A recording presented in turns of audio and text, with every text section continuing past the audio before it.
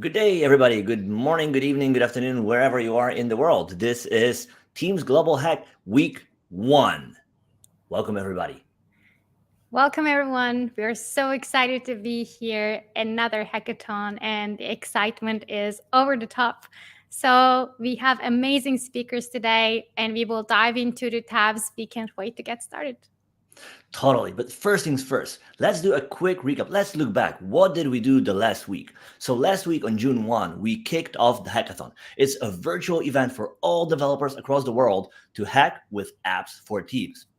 We learned, why would you build these apps? Like, can you even build apps for teams? Yes, you can. We learned all about them.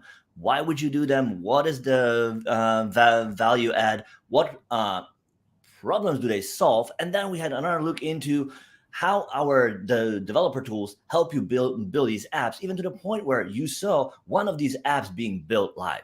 So that was a great place to start. But don't worry, if you weren't there, you missed it. We have a recording of that available for you to watch whenever you want. With that said, what do we have in plan for today? Okay, so, before we jump into it, if someone is First. new to the hackathon, let's introduce them to the hackathon. Would you like to go ahead and do the introduction? What is Hack Together, the Microsoft Teams Global Hack? Exactly, right? So as we said, this is the hackathon, which means you're supposed to hack. Let's learn by doing things, right? So we started on June 1, but it's not too late to join. You can join it anytime you want. We will have live talks like the one today in a minute or two. And then another important date for you to keep in mind, June 15. If you want your hack, and you definitely want that, if you want it to make a chance to win a prize, submit it by the end of the day, Pacific time, June 15.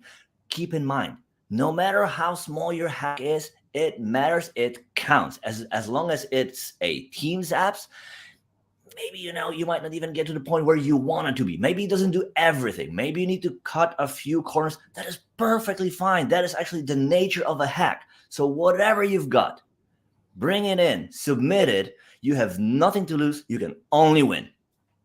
Exactly. Couple of steps to keep in mind. Step one is register. If you don't register, you won't be eligible for the digital badge or other exciting prizes. Make sure to register first, and then we will jump into building apps. And if you submit, as Waldek mentioned, even the simplest app for teams, you will earn the digital badge. And then for the other prizes, we will look for more exciting categories and implementations. And the second place to be, and the most important place to be for us, is the GitHub repository. And this is the place where we have all the information about the important tutorials, important sample apps. We have templates. So everything is available here. Plus, we have discussions. So all the experts who are joining today in the session with us, and also the other speakers who will be joining us the rest of the week, they will all be there answering your questions for throughout the week, throughout 2 weeks, and we will be there to help you the entire time. So don't forget to go to the GitHub repo, which will have all the info for us. Finally, the Exactly. prizes, and then I will jump into the agenda. Waldek, would you like to go through the Exactly. prizes? The most exciting part, prizes, Yeah. right? So we have a couple of cool things to give away, right? So we will look at all the different hacks that people submit. We'll look at the one that is best with regards to how it uses the power of AI. AI is really big. Like, you cannot miss it no matter where you do. And we want to look at that. Like, we want to see how creative you can get and what can you do with AI. So we will look at that as a one type of hacks that you'll build. Another one is, how can you help people do more? How can you help people achieve more, right? So we will look at that as another type of app that you could build. Overall, across all the different hacks that we will have, we will pick a grand prize winner who will win an Xbox, and everybody on the team. So we accept teams up to 4 folks. I mean, you can hack with more, but only 4 folks from a team will be eligible for a prize. So that is really up to you. Everybody on the winning team will get an Xbox and will get a $300 digital gift card. One more thing. This time around, we also have the European Collaboration Summit sponsor one of the categories too. And they will give away to, again, everybody on the team that they will pick, a C64, Commodore 64 retro computer, which is really, really cool. So there's definitely like one area that basically a wildcard that they pick, like, hey, we really love this hack for a reason, right? So that team will get it too. And then finally, in the end, everybody who will submit a valid hack meaning it is a Teams app, that is it. Everybody who will submit a valid hack will get a digital badge. And that is really cool because that's kind of like you have an evidence to prove like you were in a hackathon and you built a Teams app. You know how your way around it. So this is really, really cool thing for you to basically get for the effort that you've done from us. Awesome prizes. I'm so excited to see the projects coming up and see what you build throughout the hackathon. And for today's agenda, before I jump into it, this session is live, so don't forget to engage in the chat. Let us know where you're joining from and ask your questions to the speakers throughout the session. We will be there to answer your questions in the upcoming hour. And let's jump into the agenda of the day. We already done the hackathon overview, and today we will start with introducing Teams tabs and talk about what are Teams tabs, and afterwards we will have the introduction of SharePoint Framework and how we can build Teams tabs with SharePoint Framework, and then we will slightly wrap up the session, and we will meet you again tomorrow for another session. All right, so should we get started going? Let's get started. Okay, awesome. So I will invite my colleague Olivia over to speak about introduction to Teams apps. Hi, Olivia. Hello. Hi, Aicha. Thank you so much for having me here today. I'm so excited. Me too. And before we jump into learning more about Teams tabs, I just want to get a little bit of introduction about you. I'm a big fan of your work, so over to you. Well, likewise. So happy to be here. Hey, everyone. My name is Olivia Gazzardo. I am a cloud advocate here at Microsoft. I am based in the US. I live in Charleston, South Carolina, so I am on the coast. So very excited for some beach days this summer. Definitely want to connect with everyone here. So feel free to follow me on Twitter at Olivia Gazzardo. I'm also available on LinkedIn too, if you prefer to connect that way. And as an advocate, I actually work on the VS Code team. It's an amazing team. So I want to do a quick plug for some of our social media channels so you can connect with us. So on Twitter and YouTube, we are available at Code. On YouTube, we post weekly live streams. We post long form content like tutorials. And then we also post shorts that are kind of fun, quick tips and tricks, things like that. We also cross post those on TikTok, but our handle is at VS Code there. So if you're on TikTok, definitely follow us there as well.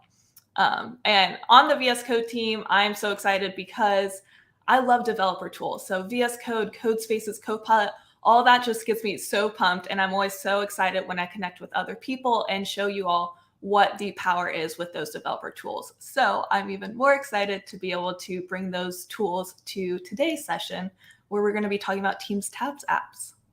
Exactly. And I also want to highlight Olivia is a big expert on the tools and Visual Studio Code, Visual Studio, but it was for her first time trying out Teams Toolkit in the past week. And she learned a lot throughout the testing and playing around. So we will see her doing the live demo in the session. I'm so excited to see that because it was your first experience as well. And let's jump into it.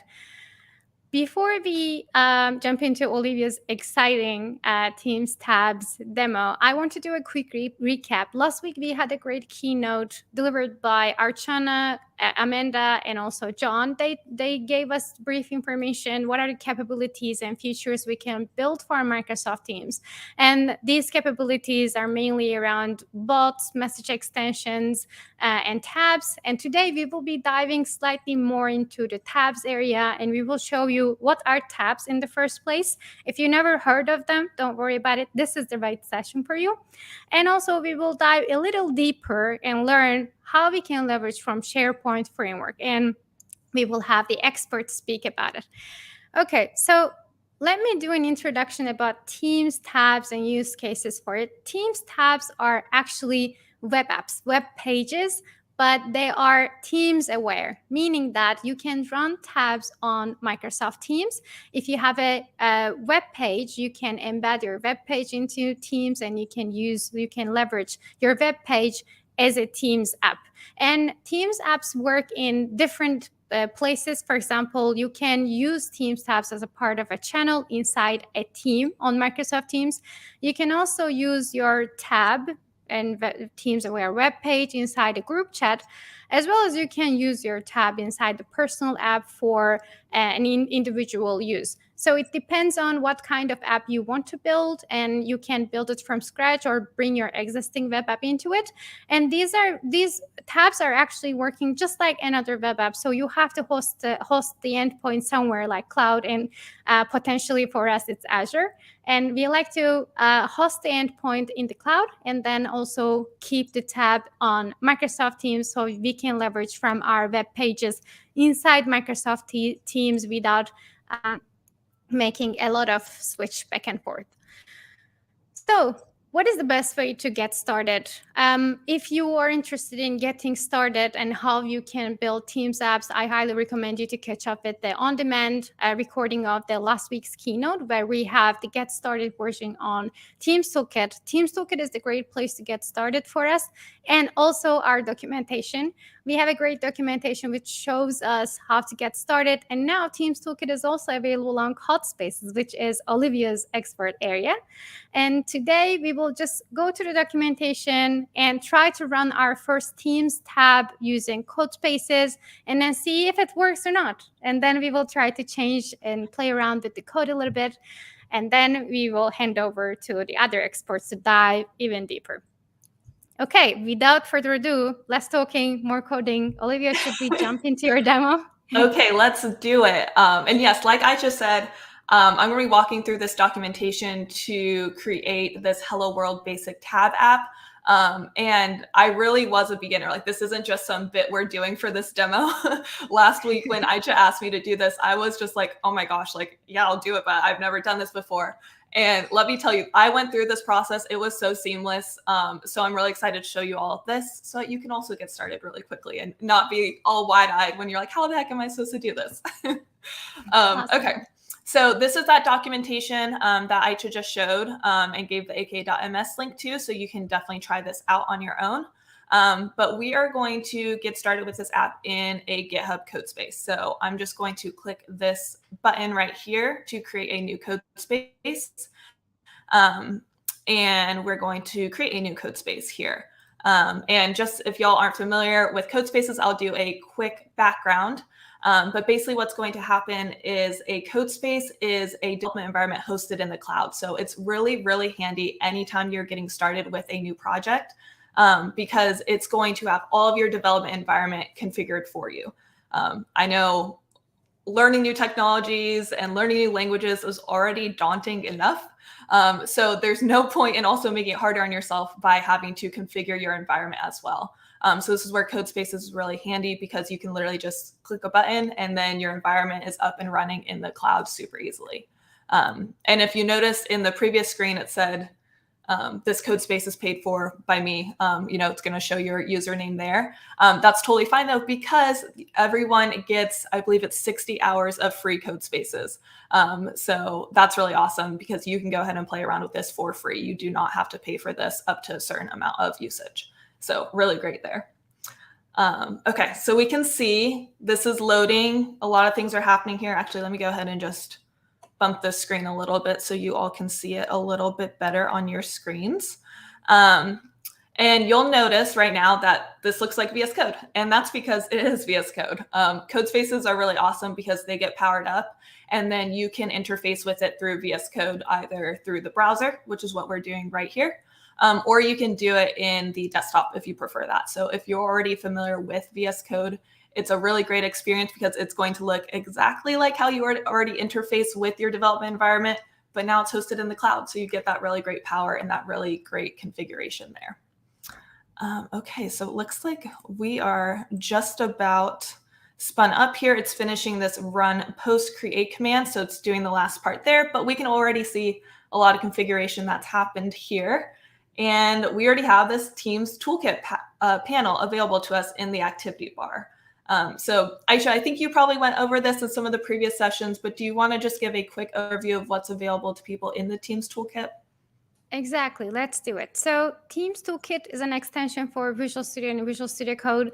Currently, Olivia is running Codespaces, which has the Teams Toolkit extension already installed. But if you want to try this out on your desktop, you will have to install the extension from the extensions marketplace. And when you click on the Teams Toolkit tab, you will see Accounts, which is the place if you want to run your app and preview on Microsoft Teams, you will have to sign in with Microsoft 365, which will initially preview your app on the account that you sign in. And I think Olivia is going to sign in with her. That seems like a good opportunity for me to start doing it. Okay, and if you don't have these accounts and if you don't have the rights to test out on Teams with your maybe work account, school account, don't worry about it. The second button on the right that Olivia clicked instead of sign in, you can go and create your free developer account in Microsoft 365 developer program, and this will generate you a free demo account where you will be the admin of the tenant and you can do all the testing. And Olivia is using actually one of the demo tenants from the Microsoft 365 developer program. Awesome. Thanks for the overview, Aisha. But yeah, very easy to get set up. And there is all documentation here too, if you're trying to figure out how you can get going with this Teams Toolkit easily. So cool. I'm signed in now. So we'll go over the app a little bit, but I just want to show you, as I just said, you can preview your Teams app just from within here. So you can either hit the F5 key or just click this preview your Teams app. And then it's going to pop up two options. So it's going to have preview in Codespaces or launch remote. I'm going to select preview, but Aisha, do you want to go over what the launch remote option is as well? Yeah, so preview will launch a new new tab in the browser, which will log in already with your logged in account of Microsoft 365. So you will see a Teams tab, Teams web page where you will have your account already, and then your tab will be popping up after the initial setups that Teams Toolkit will be doing. And launch remote will be using your remote desktop. But if you're starter and if you're using Codespaces, I think preview option is really straightforward, where you just click and then it will pop another tab on your browser once all the setup is done. And you don't have to do any setup on your end. As you can see on the output side, Teams Toolkit is dealing with all of the registrations of Azure Active Directory. And if you're building a bot, for example, it also handles the bot framework registration. So pretty much all of the setup is done by Teams Toolkit, and the rest for us is just changing the code and playing around a little bit. And I think that's a great get started thing because Teams Toolkit provides. It's been absolutely amazing. And I mean, like I said, right, I was a complete beginner, and it does just do kind of everything for you. And even if we look at the source code a little bit, again, I was kind of like, okay, well, you probably have to do a lot of crazy things for this to work. But if you look at the source code, it's basically just a React app. So it's made up of components. Aisha, if there's anything you want to call out, definitely let me know.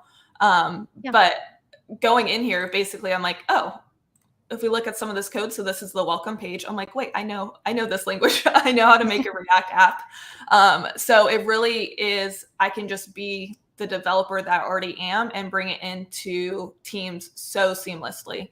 And it's been a great experience so far. And you can see already we're kind of almost at the endpoint here. So it turns up really quickly. And then it will go ahead and pop open that tab as well. But if we want to, go ahead, Aisha. No, I think that's the best offering from Teams, especially for tabs. If you have existing web app development skills, I think you will be familiar of the code a lot, because this is pretty much like a React app. It is actually a React app in the end. So Olivia, if you have experience with React, you can just start with VS Code. And if you are a .NET developer, for example, if you know Blazor, you can actually go to Visual Studio and you can install the extension for Visual Studio. And then the same tab app will be in the base of Blazor web app. So it's pretty much built for your existing experiences instead of teaching you something new from scratch. Yeah, I'm actually very excited to try out the Blazor experience too, because previously I was in the .NET development space. So I'm very excited to try that out as well. But we'll focus on the Code Spaces VS Code experience for now. Yeah, exactly. I'm assuming the Teams tab will pop up in a second. Yeah, I think there we Yes. go. It's like you summoned it, Aicha. Okay, so it's just gonna ask me to authenticate, but I'm skipping that for now. Okay, so we can see it automatically popped open that Teams new browser tab. And when it does that, it prompts me to add this Hello World tab local app. So I'm going to go ahead and add that. So this is the app that's in the code that we're running right now. And it's going to take just a couple seconds to add that. But you can see this is a full, right? This is my entire test Teams experience. Once it's added, we will see our personal tab that loads here. Loading. Let's see if it will do it. I know. I feel like we need like Jeopardy music or something. Exactly. But yeah, and then you can also always monitor everything that's going on here. So it'll have output and everything like that.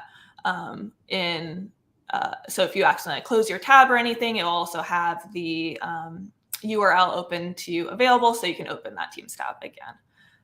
Looks like it's just kind of establishing a connection. So we'll give that just a second. Yeah, as you can see already, so we have a tab on the top by giving the name tab, personal tab, and then the rest of the UI is just like embedded experience, but it is your web app actually. So you can build custom experiences for Teams apps, but you can also bring your existing Teams app. Oops. Hey, this is the fun of live demos, isn't it? I know. Yeah, I was expecting, because when we tried this a couple hours ago, it's worked. I know. This is what always happens though, isn't it? But hey, this is the real experience, right? So maybe let's go ahead and try to stop it and restart and see if that tricks it into knowing what's going on. And then while we do that, we can go ahead and walk through the code a little bit more. Yeah. To do that. So I'm just going to hit that F5 key again. So again, that's going to rebuild it. So fingers crossed this is good, but hey. This always happens when live streaming. I know. This is the real experience, y'all. This is, I mean, when I say that this is all, we're not pretending to be, I'm not pretending to be a beginner or anything like that. This is all the real experience. So we'll troubleshoot this together. So that way, if you run into the same issue, you'll see it as well. While we're trying to run the app from scratch, I want to highlight and answer one of the questions we got in the chat, is that, so where do we start in the code? I think it's important that we can highlight in the source folder, as Olivia mentioned, this is the place where we start. And tab.jsx is the place that we have our tab. And then the rest of them are just components. For example, that we directly go to welcome component, where we have some code inside, and we can have multiple other components here as other sections, other tabs too, like publish and Azure and so on. And you can build up on top of it. You just need to change your UI in the tab.jsx, and then it will appear on the page. Okay. I have a good feeling about this one. I do too. Let's see. All right, and then we should go through that add process again. And let's see what happens.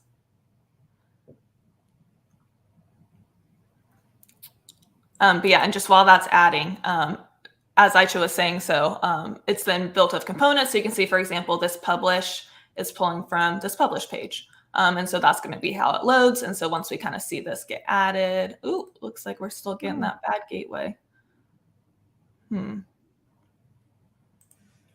All right, well, let me see if I can get to we're at the port at all, just so we can view this, but it's probably going to be the bad gateway as well. Live debugging. I know. See what happens. Oh, server's temporarily unavailable.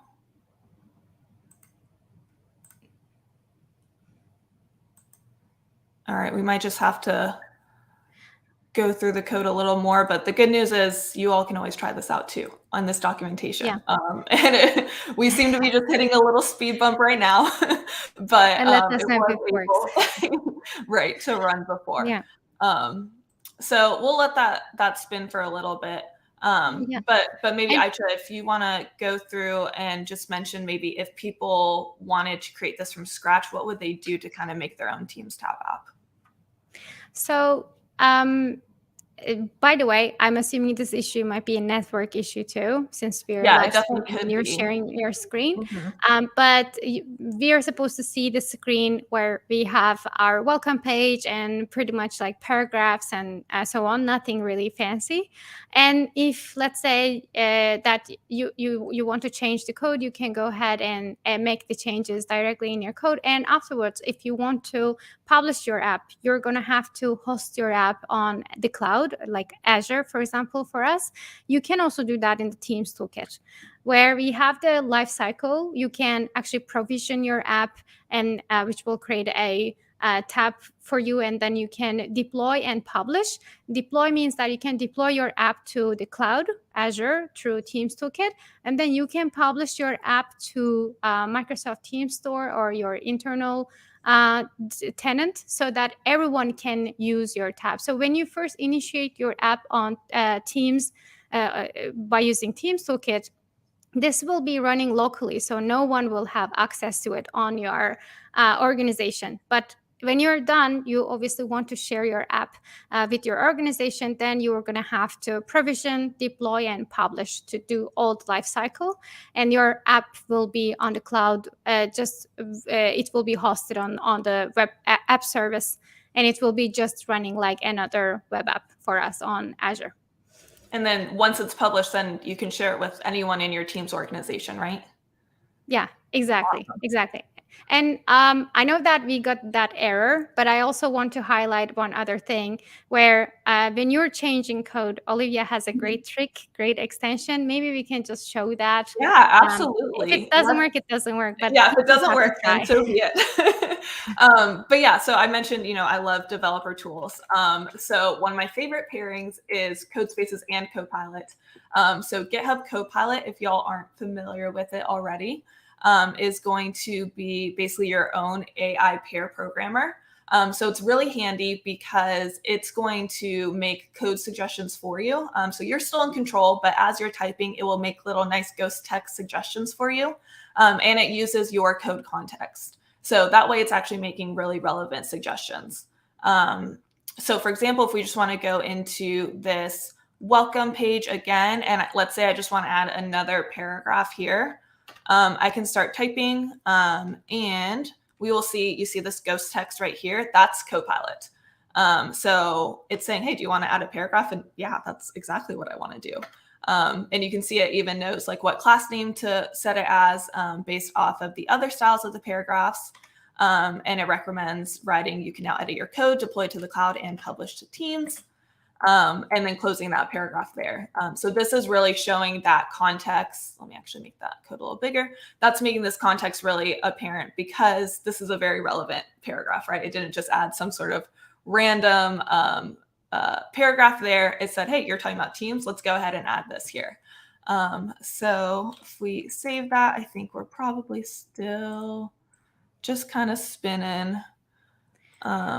Yeah. One of the cool things about Teams Toolkit is that we have hot loading. You can see that in this demo, but in the following demos, you might see it. When Olivia adds that line of code, when we save the code, it directly appears on your app, so you don't have to stop and start running again. So you can make changes in your app, debug it, and thanks to hot loading, you will actually have to see the changes right away on your app. Yeah, definitely. And I love that. And it will actually, I wish I could show you here. But basically you'll even know that it's reloading because you'll get a little notification in the terminal saying recompiling every single time you write. So you kind of know, hey, my changes are there and it knows what's happening. Yeah. Bummer about the demo. I know we're almost at time for this demo. But I definitely, want everyone to go ahead and try this out because it is a really, really great experience. Yeah, and let us know if it works for you. Mhm. We will have other demos in the session, and we will see different types of tabs in the session. So don't worry about it.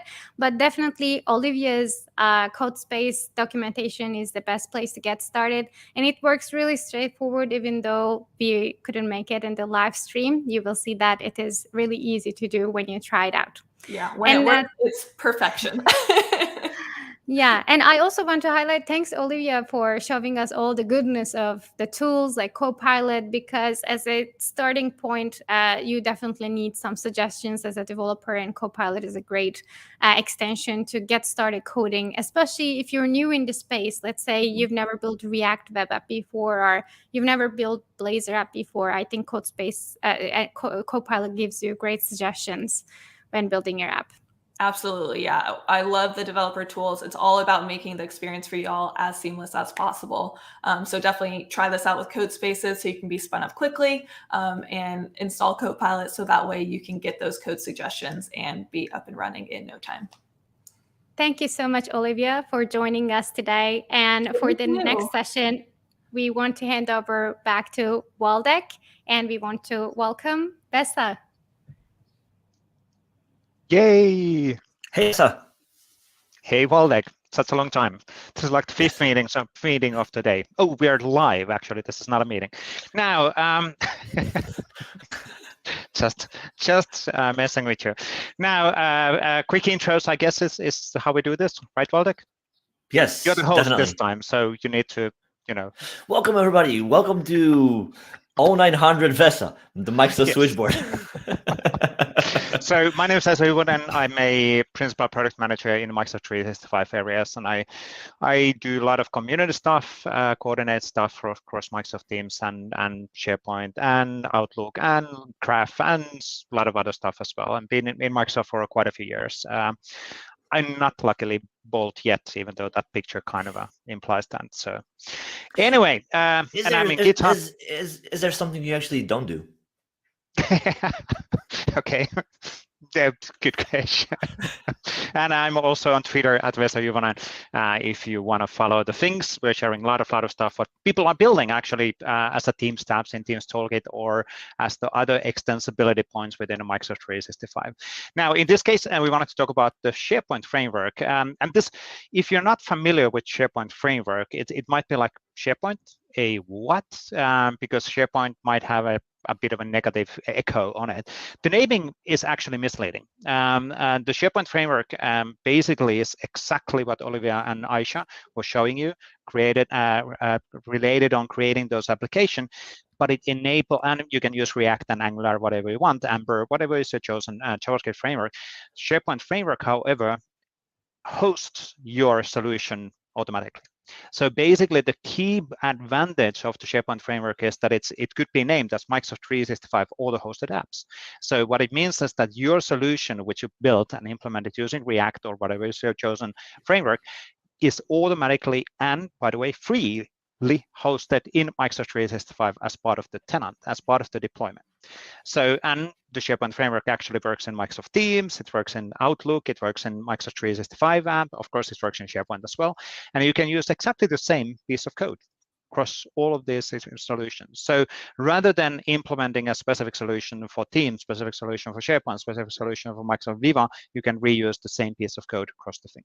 And that's actually pretty sweet. We've been live with SharePoint framework for quite a few years. People are still like confusing. If you don't come from a SharePoint background, you might be like, well, why SharePoint? Think about it as auto-hosted Microsoft 365 apps, and then you can still integrate with Azure functions and all of that stuff. But even in the chat, as we were watching the chat during the presentation, this is not, by the way, not recorded. So this is a proof that this is not recorded. Somebody was asking that, okay, so I created the Teams app, where is it now hosted? And here's your answer. It can be hosted by Microsoft 365, and that's pretty cool. So again, cost efficiency, but you can still take advantage of the Microsoft Azure and all of the cloud capabilities. The automatic single sign-on, automatic hosting, consistent dev experience, and what it means is that it's a web stack development experience across the whole Microsoft 365 setup. Let's go to the following slide. I will give you a chance, Waldek, to jump on questions in a second. Perfect. But I'm so this is yes. But this is kind of a recap on the following slide, but a bit about the different shapes and extensibility points. So obviously the name of SPF Action SharePoint Framework comes from SharePoint, and that's where it started. Already back in 2018, you were able to start creating personal apps and Teams tabs using SharePoint Framework for Microsoft Teams. And that's actually pretty cool. So you can use exactly the same code without any code changes within the Microsoft Teams. So every single web part which you implemented for SharePoint is actually a Microsoft Teams app. Or if you created Microsoft Teams, you can actually use that in SharePoint as well. So it works either way. So in other words, you're trying to say that we've been building for Teams already for a long time. We were building for Teams. We were not aware of doing that. That's actually a great way of putting that. Yeah, absolutely. So really, really cool. And now with the latest versions and with the new cool setup that the Microsoft Teams apps can be actually used in Outlook and Microsoft 365 app, which is the Office.com, renamed Office.com. It's basically extended there as well. So again, really, really cool reusability of the code. And one of the key points, what we always want to do with this, and this is what our leadership always keeps on recapping, is that we don't want to introduce necessarily a new development models. We want to make sure that your existing investments are providing maximized value. You can take the existing code and just extend it in the Microsoft Teams, and that's pretty cool. Now, let's actually have a look on how does that work in practice. That's good. Let's see some code. Yes, let's see some code. So this is a hackathon for developers. Correct. We want to see code. I speak on the behalf of the audience who are developers. Let's see some code. Yes, absolutely. So what we're going to do today is that we're going to use Teams Toolkit. You can actually SharePoint Framework, as it's an older than the Teams Toolkit, you can actually use it the other way around as well, but Teams Toolkit integrates directly with SharePoint Framework as well. So you can as well easily use that. And then the advantage again is that you don't need to worry about, for example, in your customer deployment, where do I get this code to be then running? Hey, customer, can I set up an Azure website to your tenant? No, you can't. Oh, okay. Then we have a problem. Now, if you're a SaaS or ISV provider, or if you're a SaaS application, have a website already where people go, of course, SharePoint Framework is not then for you. You want to surface your existing solution within the Microsoft Teams. But if you're looking into, for example, tenant by tenant deployments, it's a great option because there's simplicity and no additional cost. Now, let me actually create a new app here. I think I zoomed in enough, and we can select the tab. And in here, we can actually say, select the SPFX as the option, SPFX being SharePoint Framework. It's a bit hidden, but it's fine, and build UI with SharePoint Framework. It is the auto-hosted Microsoft 365 applications. And I'm going to go through the baseline creation of the solution. In the version 5, if you are familiar with all of the different versions, it actually gives you the option to use either a local version or global version, which is pretty cool. So you can actually do different versions of the SharePoint Framework. In our case, let's use the global one. And then I can say, what is my starting point? And we do provide starting points, project templates for React, and a minimal and none. And none is basically no JavaScript framework, but it's TypeScript. So there's no specific framework applied. You can select the none and then integrate that with Angular or Ember or whatever is your chosen track in that case. In our case, we could just create the React. I'm not going to create it in right now because it takes a while to run the npm install, and we're going to want to save the time for something else. What I wanted to actually show you, what do you get out of the creation? So here we go. Here's my absolutely awesome app. In this case, I selected no JavaScript or no framework, no JavaScript, which is no JavaScript framework, I think is the option. But I basically created the tab, and you can see that it's TypeScript. It could be React if you choose the React option. It could be just TypeScript without the React option. And this is, anybody can read this. This is web stack development. Whatever reason, the refreshing, even though npm install was executed, and that didn't go away. Again, let's not worry about that too much. But basically, it's HTML, TypeScript development. Everything is controlled. We can easily access, for example, the Microsoft Teams SDK directly from the context, and then we can say or detect, am I in Office, am I in Outlook, am I in Teams, and based on that I can change my behavior, which is really cool. Again, we have multiple options. Now, the cool thing about the Teams Toolkit is that it actually gives you great development experience across the Teams and Outlook and Microsoft 365 app. And let's show that this is actually live. So let's do a quick query and ask from the chat in the comments, whoever actually answers this first. Do we want to do debugging in Teams, Outlook, or Microsoft 365 app? I'm going to give you 5 seconds. Do we have an answer? Do we have an answer? Do we want to do debugging in Teams, Outlook, or Microsoft 365 app? I will choose Outlook. Let's do Outlook. We have no answer, so let's go with Outlook. There we go. No, maybe this is recorded and we're just acting. You never know. Now I'm going to press play. Then do Teams. Teams. We have answers. We have 2 answers for Teams. Delay. Now the kind of a bit of a confusing thing here is that this is Teams Hackathon. Now, Waldek, why is the Outlook here? What does that? Wait, so that is this interesting thing. We mentioned it, I believe, already. That recently we introduced the ability for you to expose Teams apps to Outlook and the Microsoft 365 app, and that is really cool. Because imagine now that you build a Teams app, and your app is only available in Teams. Well, now for anybody to be able to use your app, they first need to go to Teams to open the app. What if they're in Outlook? Where the cool thing is that now with that, you can build your app again once and then have your app follow the user rather than the user following the app. So this is really, really cool. Yep. And here we are loading stuff in Outlook. Here we go. I do have a breakpoint actually waiting on behind on the back there, just to show that it's catching up. This is a typical thing because we are loading stuff from localhost. I will say load debug script. And voila, we are hitting the breakpoint in behind of the scenes. And that's actually pretty cool, isn't it? So we basically did no changes, and this is exactly what you get from a default scaffolding. I'll just select that debugging enabled, and now it's enabled. Let's get rid of that one. Let's play the game all the way through. Let's go back in it here, and we can actually see the default rendering of a SharePoint Framework web part or SharePoint Framework solution in Outlook. So it is basically a Teams tab, which is implemented using SharePoint Framework, which means Microsoft 365 auto-hosted solution. And we, of course, can access things like, hey, we're running in Outlook. That's the property. Here's my name. Apparently, my name is M365 Dev. There we go. Of course you are. Yes, today I'm M365 Dev. Now, but that's actually really cool. So really simple way of doing debugging and execution. And again, the beauty of SharePoint Framework, I can just package this, and the packaging model is actually a zip file, and I can send it to Waldek or my customer and say, install that to your tenant, and it works. Like just and I will install it, and I will because I trust you. That's a good point as well. Maybe I should not trust random people sending you zip files and say it install to your tenant. But technically, the packaging is automatic, so you don't need to worry about, again, the enterprise customer complexity on no. Are you saying that we need to deploy an Azure website and Azure functions and all of that stuff? No, we don't.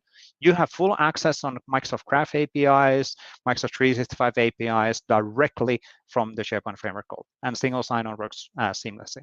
And that's actually really cool. It simplifies deployment mechanism. Now, from a timing perspective, we're going to keep the flow, and I'm speaking English as fast as I can. I can switch to Finnish as well if you want. And it will be even faster. No. Yes. Probably I'm actually nowadays faster in English than in Finnish. Anyway, so I'm based in Finland for those who are like, why are they, what?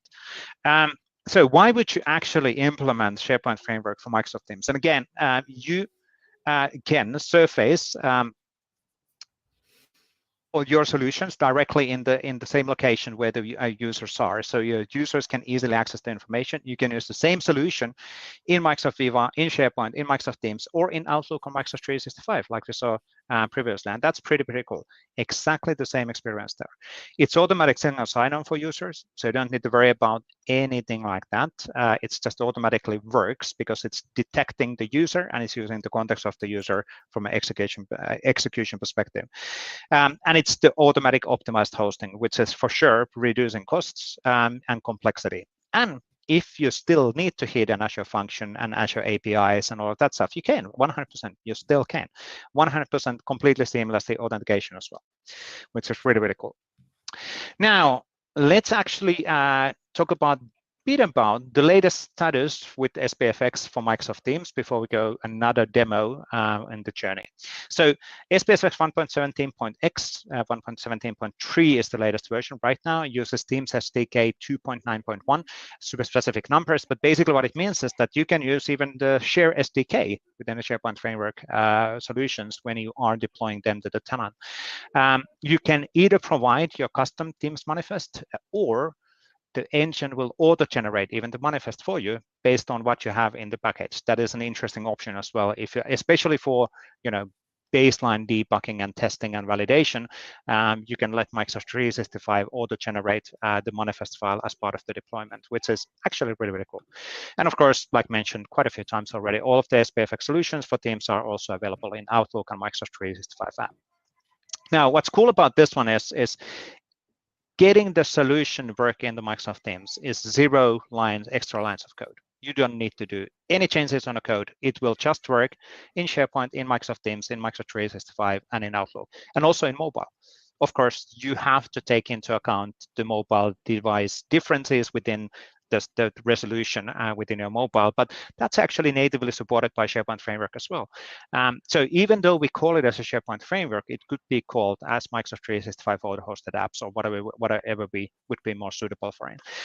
One of the reasons why we haven't renamed SharePoint Framework, it has been discussed so many times, is quite simply the long-term usage of it. So we don't want to confuse people by introducing a new name, because that might actually cause confusion rather than being a benefit. And SharePoint powers Microsoft Teams, it powers Outlook, it powers Microsoft 365 app. Behind of the scenes, SharePoint is powering a lot of this other stuff as well. So even though it might have a weird echo for whatever intranets, that's not necessarily always the case. Of course, you can build intranets with SharePoint Framework as well, but that's a separate discussion. Now, let's then have a quick look on, as recapped, on the Microsoft Teams V5. You can do a really cool debugging. Just seriously, one click on the selection, and debugging just works in Microsoft 365 app, or in Outlook, or in Teams. Super, super sweet, super, super easy. You can do this by yourself as well. So if you're more familiar with command line tooling and you want to control that pipeline by yourself, yes, you can do that as well. So because behind of the scenes, Teams Toolkit V5 is using the Yeoman generator for SharePoint Framework and the tooling what SharePoint Framework has using behind of the scenes. So again, we want to make sure that anybody who has been already previously invested on SharePoint Framework and building experiences for SharePoint, as an example, they can reuse exactly the same solutions across the stack. And that's actually really, really cool as well. Now, consistency, cost efficiency, reusability, and reliability is for sure the key points within here. Now, let's have a look on what does this mean in practice. So if we have an existing SharePoint web part, you might not be familiar what is a SharePoint web part, but you build a SharePoint web part and experience with a SharePoint framework. And let's have a look on how easily we can extend that to be in Teams, or in Outlook, or in Microsoft 365 app. And this is, by the way, by far, I would say, would it be fair to say, the easiest hackathon project as well? Have you built anything on SharePoint framework as a web part? Guess what? Every single web part is a Teams app. Shh. It's basically a secret that we don't want to let anybody in on. So, that's true. Like, yes, that's only our friends in this call know, right? That's true. That is true. Now, let's start with this example. So first of all, I'm going to do 2 samples. We still have, I think I have like 8 minutes, so that should be good. So let me go in this screen, and let's go in here, and we can actually see this Productivity Hub. Productivity Hub is a relatively simple, it's incredibly simple SharePoint Framework solution, which is using Microsoft Graph behind the scenes. This is seriously 30 lines of code, but it's incredibly powerful. It just shows the integration and simplicity of SharePoint Framework with the Microsoft Graph and Microsoft Graph Toolkit. This experience, which is dynamically surfacing my following tasks. I have a pretty open autumn, which is really great. So it's basically 8 lines of code, roughly, within my solution. Let's have a look on that. So let me go to my solution and the Productivity Hub. Again, we can see that it's React-based, kind of a React-y styled TypeScript. And what we're doing here is that we're taking advantage of the Microsoft Graph Toolkit, we are defining our HTML structure, and then we have the Microsoft Graph Toolkit things here. That's it. That's the only thing which actually gives us a personal productivity hub where we can see the following agenda items, to-do list, and file list. That's now, really cool. The most interesting thing here is that now that we have this implementation, the existing implementation of the code, the only thing that I need to add to make that web part to be available in Teams is to select the different supported hosts in my JSON file. The JSON file, this is a manifest file. It basically says, hey, this is a web part, this is the title, this is the description. And then it says, where do we want to support this in Microsoft 365? Done. Just 2 attributes or add an attribute in here, and it works in Microsoft Teams. And what it means in practice is that same TypeScript implementation, which everybody can write TypeScript, right, is now available to get then extended or visible in here. And let's go to the productivity hub. Let's see. Loading. And that is now in Teams, right? So we had somebody asking about, like, can we show the app in Teams? Well, there you go. Yes, there's your there we go. SharePoint Framework based web part as displayed as a Teams personal tab. Yes, absolutely. In Teams. In Teams. So now we could either do, not that one. Let's actually get that one in a second. That's the web part in the SharePoint. Of course, the same web part in Teams. And of course, which is really, really cool, I can, of course, access the same web part on the Microsoft 365 side as well. I can pin it on the left side or whatever we want to do. And there we go, the same productivity dashboard, 8 lines of code. And I can always access my upcoming events, my to-do tasks, my files. Of course, we could integrate emails and a lot of other stuff here. And again, what was it? 8 lines of code roughly. And the beauty of, again, this is I can package the solution. I can send it to Waldeck, and you do not add, as long as you have access on your tenant, you don't need to have access even on Azure, and no approval, no complexity of the hosting. Of course, you need to approve the API permissions, but still in the accessing the Graph APIs. But it's incredibly simple to package and reuse the same piece of code across the customers and sell it forward. Now, the other example, what I wanted to actually show is a bit more complicated. So this one is a pretty cool sample. It's a dashboard or retail sales experience, which is originally a web part in SharePoint. It renders as a dynamic dashboard in here. Quite typical scenario, actually, because in classically SharePoint has been the intranet, hosting scenario. We have tens of millions of monthly active users in SharePoint using custom SPFX components. Tens of millions. Of course, there are hundreds of millions SharePoint users online, but tens of millions who are using custom SPFX components. And we want this same component to be then visible in Microsoft Teams.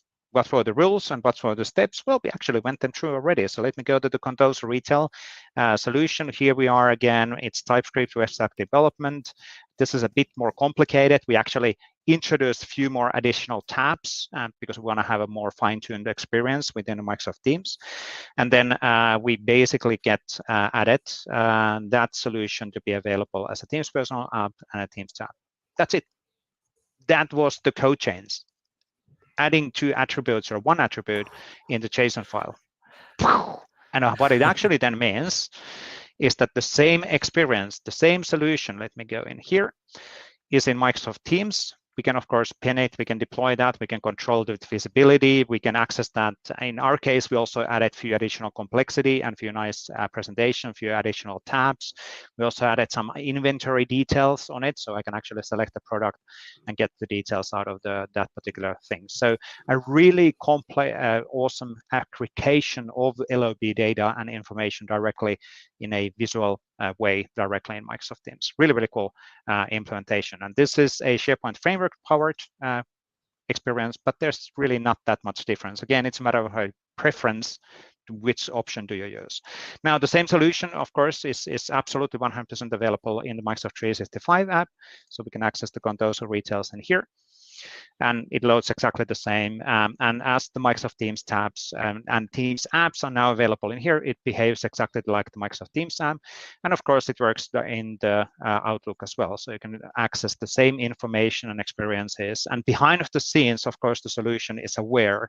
Now I'm being accessed through Outlook, so I could start doing something else within an Outlook, specific things if needed. But if nothing else, your business information is easily accessible across the Microsoft 365.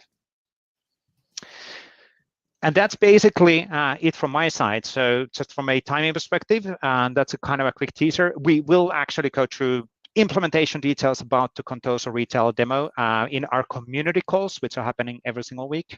So we are actually tomorrow at 8 a.m. Pacific time. We're going to go through that.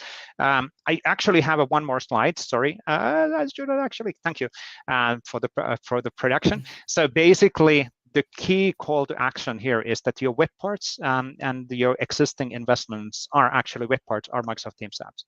So you can reuse exactly the same code to be available across the Microsoft 365. And it's fully auto-hosted and capable to be used. But that's it for now from this side. And again, we'll talk about more all of the technical details and implementation details in the community call. This sample, by the way, is open source. I'm going to put the sample code location in the chat right after I will drop away from the screen. So you can access the code, you can access the information, you can recompile the code and just start using that as your starting point. So we'll put that one on the chat right now after this one. Perfect. But thank you, Walter, for the invite. Thank you so much. This was really, really cool. And it's, if anything else, it's really cool to see, the simplicity and ease. How can you build a web part and that becomes your Teams app, your Outlook app, your M365 app? And again, as you say, there's no resources for you to run anywhere, and you can tap into Microsoft Graph being the API to data and insights on Microsoft 365 or any other API that you might have in your org. So that is really, really cool. So thanks again for showing us that ability and basically being able to that being available for everybody to use in their apps. Yep, absolutely. Thanks for having me, Waldek and Aisha. Wow, that was an amazing session. And this is the first time I'm seeing Vesa speaking in a technical term because he's usually the host. And now you're hosting him. What an amazing time. Yeah, and he really still have his technical chops. It's not just PowerPoint. Exactly. He can do code. Exactly. We've seen that. Amazing session, amazing speakers. Olivia and Vesa rocked the session, and I'm so looking forward to seeing other things they do. Don't forget to follow them on social. We have other stuff coming up, Waldek. That's not it. Definitely. So this is day 1 of week 1. Last week was week 0 because we are devs. We count from 0. So this is week 1, day 1. Tomorrow we will have another session which will be intro to Teams bots, and it's not just Teams bots. It's going to be the AI session of the whole hackathon. Is definitely one you don't want to miss. We will have David Rousset, we will have Scott Hanselman, Sid Upal, and Joey Glock telling us all about Teams bots and how you can use AI in Microsoft Teams. So definitely don't miss it. Then on June 7th, what is then? June 7th is our message extension time, and we will talk all about message extensions, and our colleague Tomomi will be doing that session. And after that, we will dive into Microsoft Graph and how we can leverage from Microsoft Graph to get some intelligence into our apps. Vesa mentioned it a little bit, but we will dive into more with our PMs joining the session and showing us hands-on how we can do that on Teams apps. And on June 12th, which is next week, as the experts, we will have get together of all experts that we've got who are involved with Hackathon. That is basically that place and time for you to bring all questions you might have regarding building apps for Teams, whether it's AI, whether it's bots, messaging extension tabs, code space, whatever it is, bring it then, because that is the chance for you to get your answers live. Yeah, and I feel like time flies so fast. And the final session we will have, which is not this Thursday, but next Thursday, June 15th, we will have wrap up. And then we will learn a little bit about our community, how we can be a part of the community and learn more what we do. We do more than the hackathon. We have community calls. We engage with others on different places. So you can be a part of it and learn more in our final session.